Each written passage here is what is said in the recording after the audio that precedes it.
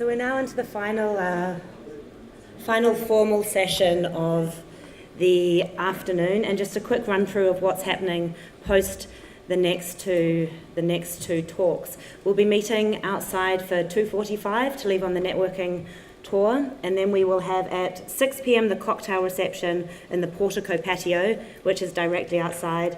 7 p.m. we have the welcome dinner in the Sentosa room, which is on level 2. And then for the first time, we have a post-dinner, if you aren't sick of us by then, in Bob's Bar, where we will be having cigars. Now, it's such an honour now for the next session to welcome back His Excellency Ahmad Al-Sayed, who I heard speak for the first time at this event last year. And what I really admire about Mr. Al-Sayed is his ability to make things simple. And I sort of carried over into a number of facets of my life when he was talking about setting up sovereign wealth funds, and he just said, well, you know, if you have a clear mandate, then day-to-day execution is easy. And, you know, this can really be applied to many things. So it's a real honour to welcome him back. When I was doing some research on him, the most common words that seemed to come up were savvy negotiator and aggressive deal maker. And I think we can see this from his bio. He served as Chief Executive Officer of the Qatar Investment Authority and Qatar Holding, and during his tenure he executed mega deals such as the QIA-QH's investment in Credit Suisse and Barclays Bank, the merger of VW and Porsche, as well as Xstrata and Glencore, the takeover of Songbird and Canary Wharf Group, and the acquisition of Harrods. Currently, Mr. Al-Sayed is the founder and Chief Executive Officer of Shark Capital Investment, and he holds an MBA, a Master of International Banking and Financial Law from Boston University, and an LLB from Qatar University. It's my pleasure to welcome to the stage His Excellency.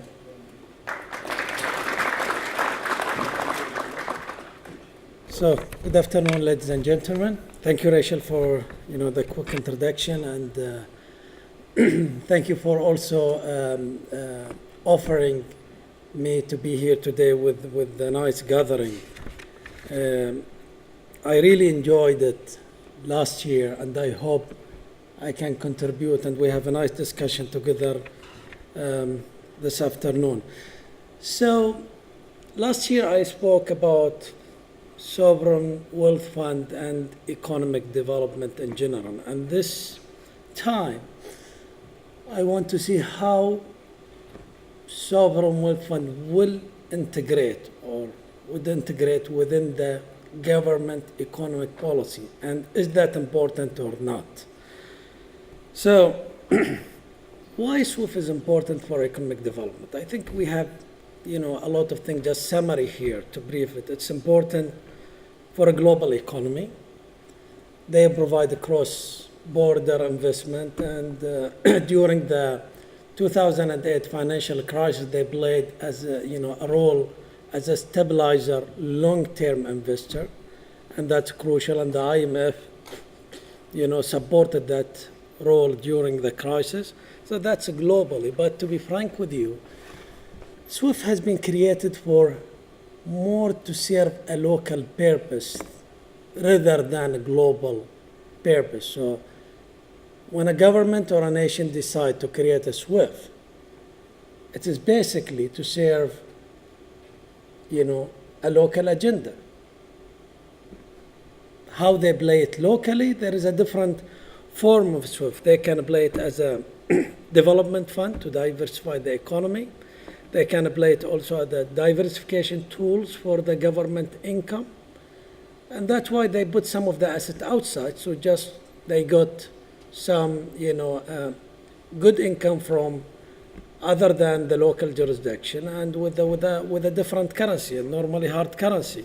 They work as a stabilizer from volatility of commodity prices, or as an intergeneration saving fund, like Kuwait and Abu Dhabi here, as a pension reserve fund like the Norwegians. So mainly sovereign fund, as we saw, established to serve a local purpose. In terms of operational model and investment strategy, there is a lot of form globally.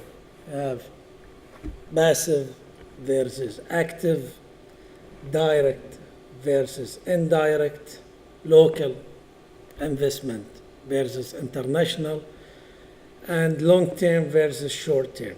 Many form of sovereign wealth fund has been created and government created it. And sometimes within the same country you have more than one SWIFT. Like Singapore here, you have Temasek, started mainly locally, and you have GIC, which is abroad. Qatar, for example, we have one sovereign wealth fund. They have subsidiaries, but under one umbrella. Abu Dhabi, for example, they have ADIA, they have Mubadala, and they merged with EPIC now.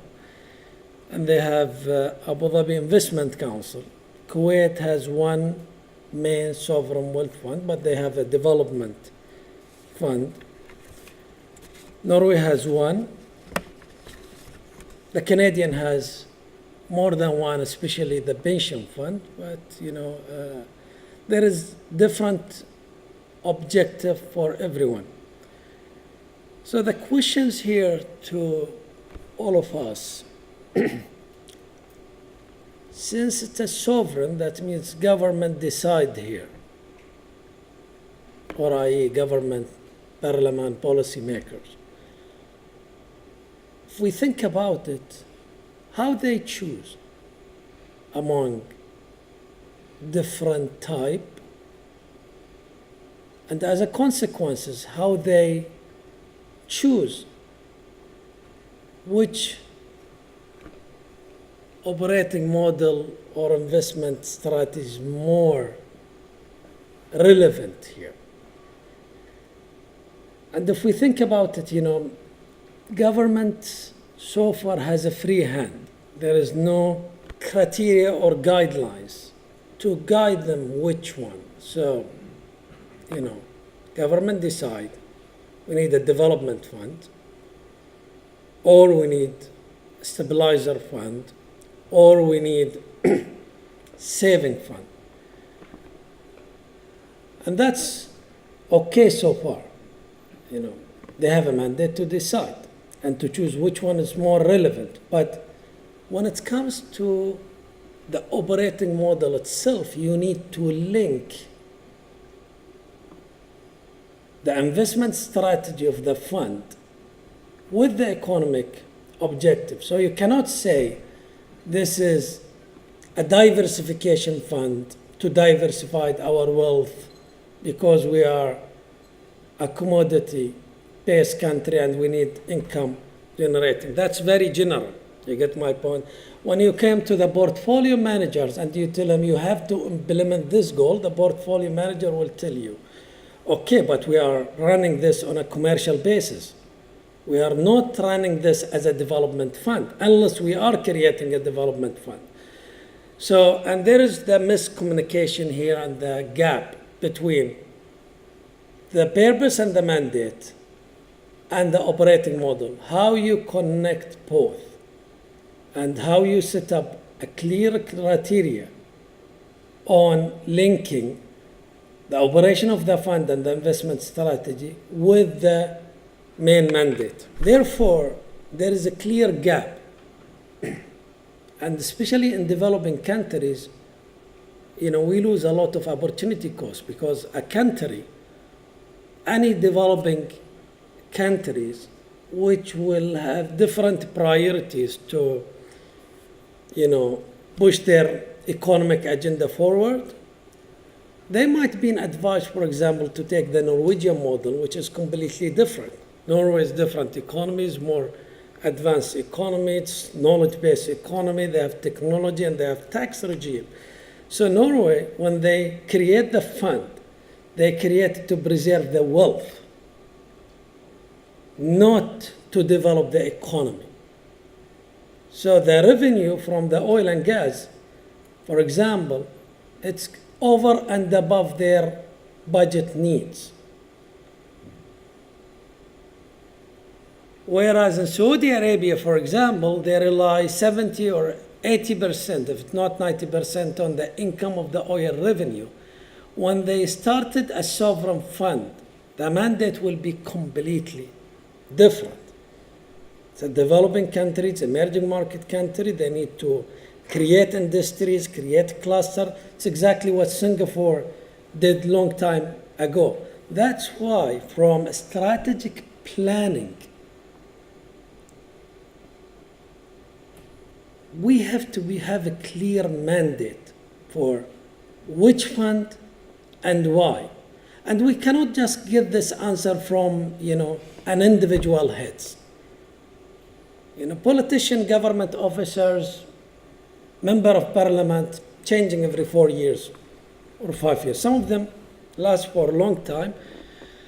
But you need here to create an institutional framework and parameters to drive your decision. So you should have economic goals. And then by setting up the economic goals as a government here, you go and create a specific portfolio with a specific objective of risk and return that serve your purpose.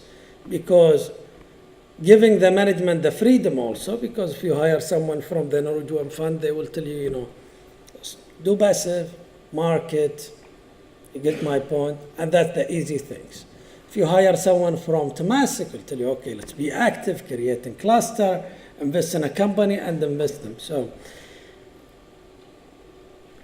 the gap is there, and I'm sure if you work with or in a sovereign fund, you will see this debate between management objective versus government objective. And because of the general mandate of the fund, you will have a lot of debates and a lot of details need to be answered.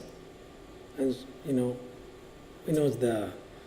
word that's devil in the details, you get my point? So, here, as an owner, you set a general objective, but in the details, you need to link this objective financially with the clear economic indicators. So you should have a plan, and that's why government officer, policymaker, stakeholder, and even management should make sure they have the right model for their needs.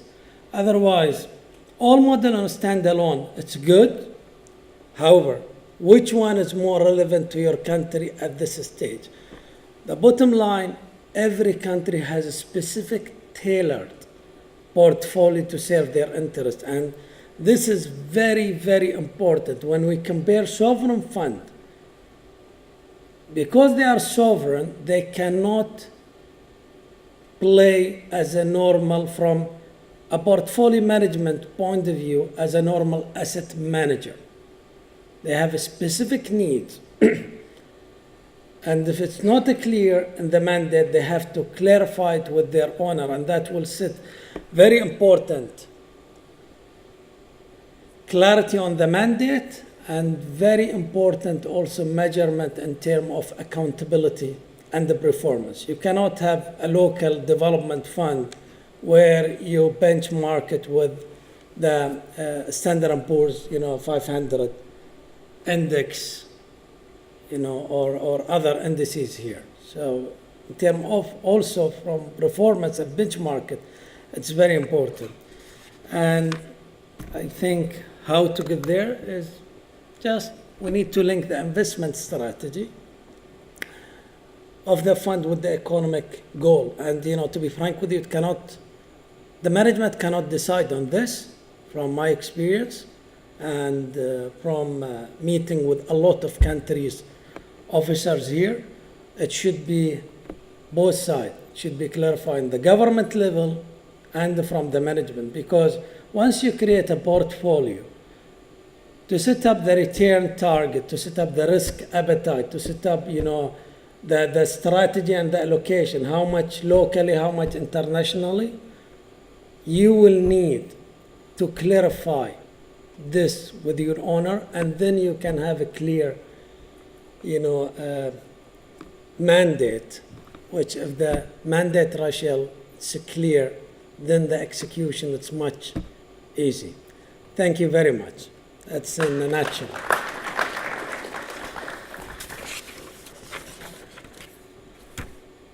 We do have time for a couple of questions.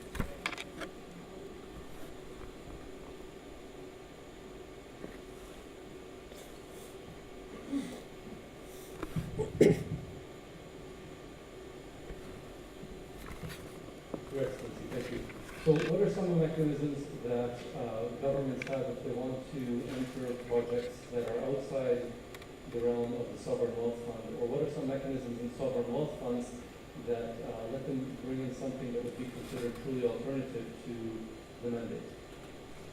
So in other words, I guess what I'm asking is if there is an opportunity for a financial return, but it is not traditionally aligned with the mandate, how is that evaluated? So this is exactly what I'm saying. If you have a clear mandate, so the government would not ask you unless it's part of your mandate. Otherwise, you kill it from the beginning. Because that's the clarity that you needed. If there is no clarity, yes, you will have a lot of things like this, always, and that's not weird, to be frank with you. A lot of developing country, they have their, and also developed country, they have bilateral relationship and they will enhance relationship with each other. You get my point? We have the US, for example, before visiting China with big economic team and the private sector, CEOs, Chinese also visit the American or the European from different countries. That's well-known practice. They will always encourage you. But if you have a clear mandate with a clear target return to serve a specific objective, because the government here will be more careful than the management to achieve this goal, because they are responsible again in their, agenda. Another question? So I just had a question, just taking that theme a bit further, it'd be interesting to hear just how the bilateral conversations do happen and how they emerge. And for example, there's been significant investments by QIA into London, Thames Water, and a variety of other transactions that took place.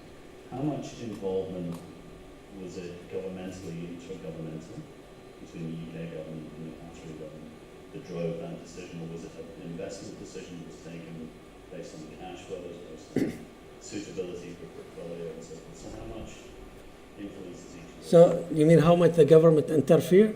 Yes. Okay. So again, no, the fund, in our case, for example, we have a clear mandate, more or less. We, as a management, source the opportunities. You get my point? When we seek or find opportunities, we develop it and we make decision between the management and the board of directors according to our governance system. You get my point? Government here play to encourage. But government will never take risk, you get my point, or interfere with commercial decision, because at the end of the year they will ask you what's your return. As simple as that.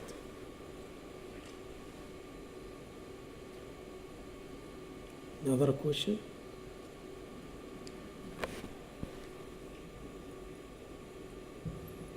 Shukran, thank you very much.